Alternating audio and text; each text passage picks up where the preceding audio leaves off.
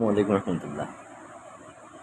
আমাদের দেশে একটা ছেলে পড়াশোনা শেষ করতে করতে তার বয়স 22-23 হয়ে যায়।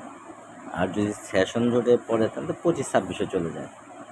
তারপর চাকরি ব্যবসার জন্য ট্রাই করতে করতে তাহলে 1-2 বছর চলে যায়, 25 বছর ওভার হয়ে যায়। তারপর আপনার একটা ভালো চাকরি করতে, প্রমোশন পাইতে, ভালো একটা স্মার্ট স্যালারি পাইতে ধরেন 5 বছর লাগবে। তাহলে হচ্ছে 25 আর 5 30 বছর বিয়ের বয়স হয়ে যায় ওই সময়। তো একটা ছেলে প্রতিষ্ঠিত হইতে হইতে 40-45 বছর লাগে ভালো একটা স্মার্ট স্যালারি, ভালো একটা পজিশন যাইতে গেলে।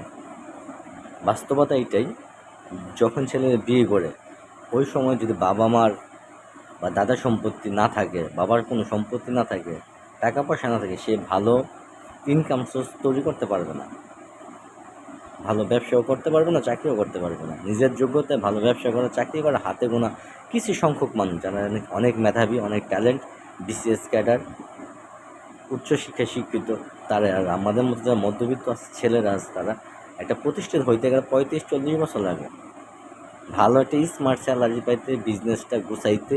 আমি বলতেছি প্রতিষ্ঠিত বলতে ওই বড় ধরনের কোনো প্রতিষ্ঠিত না। এতদিন কেউ বিবাহ ছাড়া থাকা যায়? বয়স চলে যাবো না? আর এই 35-40 বছর পর থেকে কে বিয়ে করবে?